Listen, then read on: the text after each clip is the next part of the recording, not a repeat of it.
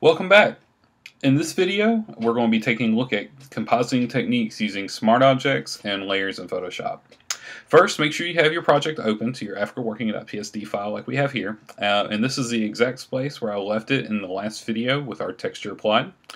Now to get started, you're going to go to Photoshop and go to File, Place Linked, and then start pulling in your different animal photos. So I'm going to pull in the 8x, and hit Place, and just leave it right here for now. And I'm going to go to File, Place Linked, and then go to the Antelope. Actually, you know what? We're going to go to the Giraffe, the Gorilla, and the Lion. And we're going to put all of these different images just right on top of each other inside of this file. Now you notice there's a couple of extra animals here, the meerkat and the antelope, that are actually not used in the final project. If you want to, you can substitute one of the animals that we're about to edit in the project for one of those other two if you just like to look better. Alright, the last one we're going to place linked, and we're going to do lion and place that in. Alright, so now you see over here we have the lion, the gorilla, the giraffe, and the 8x all placed in, and they are all placed in as smart objects. Now the book will ask you to go through and place some as embedded, place some as linked, drag some in from the Finder. I prefer just to get past all that and that you just work with all of these as smart objects because it promotes good practices within inside of Photoshop. Now what I want you to do is I want you to hold Option and click on the lion. From here, you can see what that does. That actually hides all of your other layers for you automatically, so you don't have to come here and click the eye icon one after another. And we're just going to drag this to center, and the object of what we're trying to do here is we're trying to make a mask around this photo so we can get rid of some of the background pieces and eventually get it to fit nicely up in this corner of our Africa illustration. So there are a few different ways to do that within Photoshop. The most common one that I've seen is to go in here and click the elliptical marquee tool, select and drag on top of your photo, and we'll make a nice oval around the lion's face. And then you come down here and select Add Layer Mask. Now we're actually going to turn on Quick Mask mode over here so you can get a better idea of what's going on. So to do that, you can come over to the bottom right underneath your tools, your color palettes, and just select Quick Mask. And what we're going to do is we're going to make sure that we're going to double click the mask and make sure this opacity is set to 100%. Alright, so let's do that. And so now you can see everything that is opaque red is something that will be masked away or chipped away from the photo, and everything that's not is obviously the photo that's underneath. Now great, we have a great looking ellipse around the line here that we're going to use as a mask, but I really want to soften up this effect. So to do that, in your options palette with your marquee tool, make sure that feather is set to 10 pixels. And now what we'll have to do is we'll actually have to deselect this. And so Command, let's see, going to Command Z to undo that, and Command D to deselect. Now we're going to come in here and select the marquee tool again. Again, make sure feather is set to, you know what, we'll set it to 15 pixels. And we're going to start right in the center and make a circle and then an oval by holding down the Option key to keep us centered. Alright, so if you want to see what this looks like, again, hit the Quick Mask tool and you can see now we have a nice blurred edge around this lion's face. Again, you can make it a little bit deeper if you want. I want you to play around with this and see what feels right. Whether it's going to be feathering to 20 pixels or 30 pixels, just don't go too far and make the image transparent. So for me, I'm going to stick this 15 pixels. I'm going to come over here and I'm going to hit Apply Mask. Now, you can see what happened here is it actually didn't keep it in my mask thumbnail. So we're going to undo.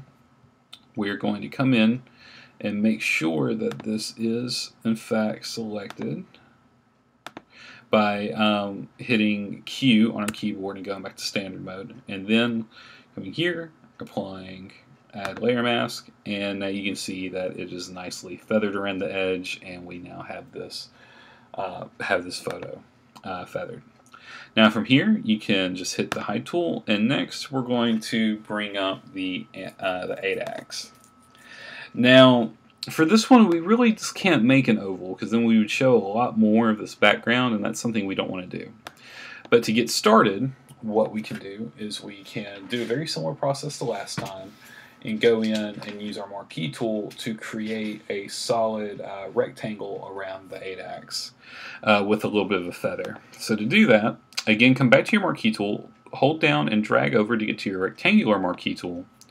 Change your feather to, let's say, we'll do 20 pixels or 25 pixels, and we'll start up here and just around where the horns are at, and just drag, and let's make a rectangle around the 8-ax face. Alright, so we're going to stop. Again, you can toggle your quick mask mode over here to see what this will look like. Again, either by hitting Q on your keyboard or coming over here and selecting this section. Now, while you're inside of your layer mask here, you can actually do a couple of things. You notice over here your colors and your color palette change to black and white, and that's because that's how masks function. Anything that's black is taken away, anything that's white is kept in the photo. So around our 8-ax, we really want to come back in and make sure that this ear extends out and that some of this background around the face and up here can go away. And an easy way to do that is to use our brush tool.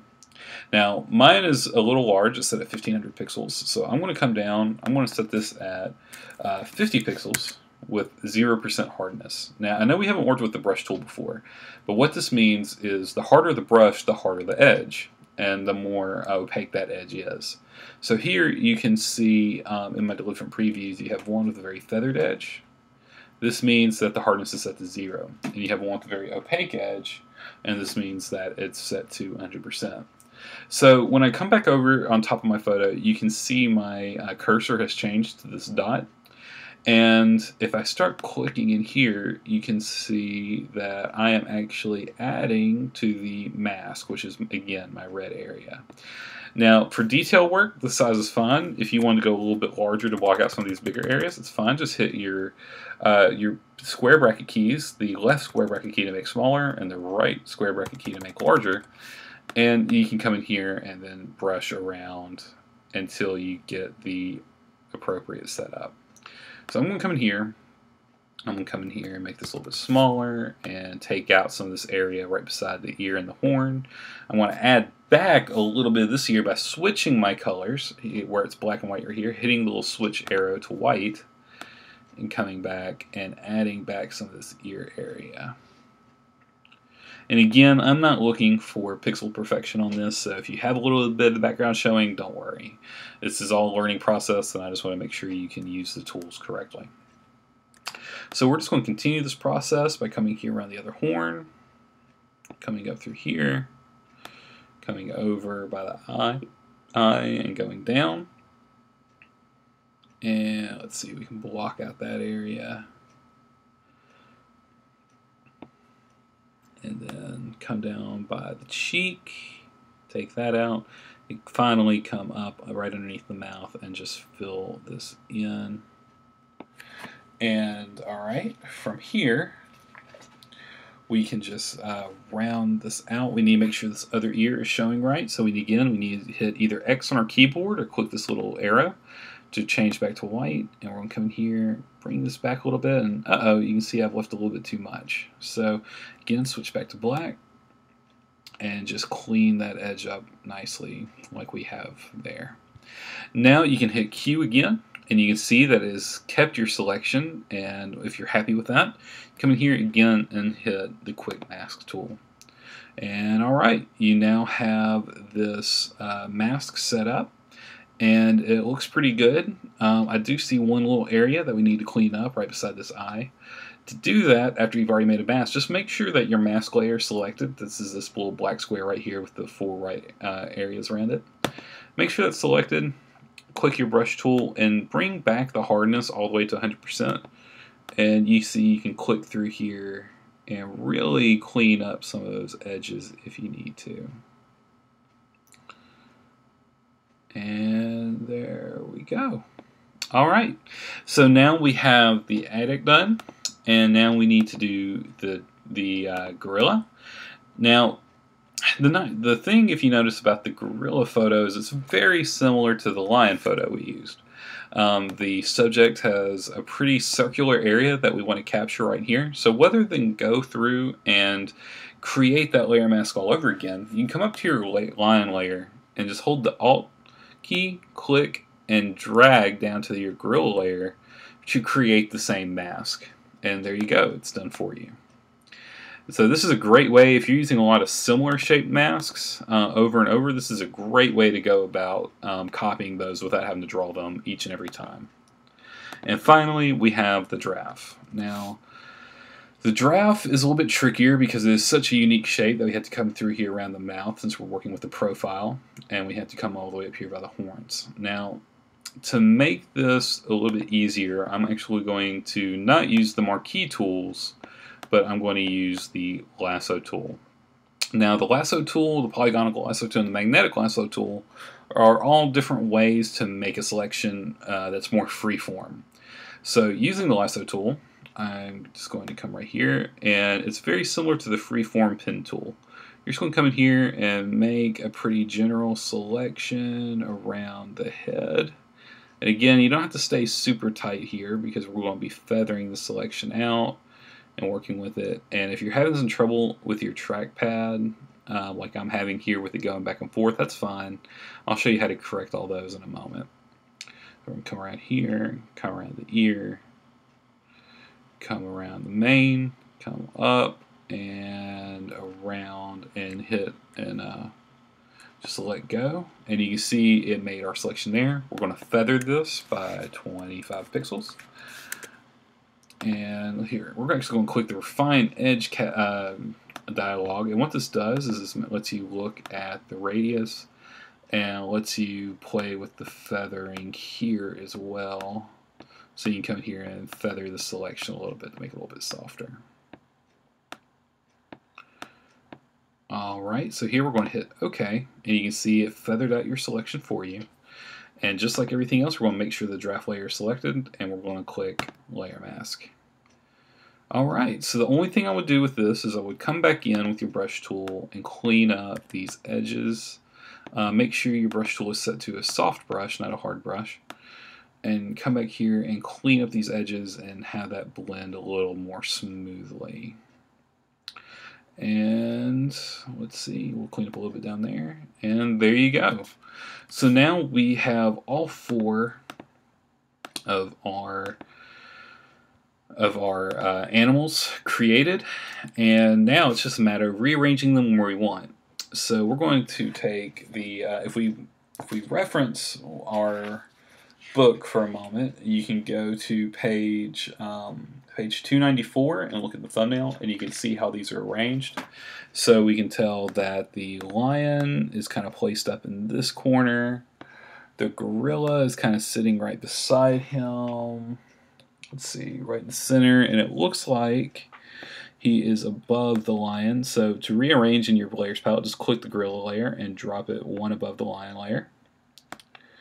And then the giraffe is down in the bottom, in kind of the tiptoe down here. And we're actually going to take this, and using your rotate and scale tools, we're going to move him over just a little bit and bring him down. And then finally, the ADAC is kind of in this upper area of the continent, kind of overlapping the two, both Africa and Asia right here.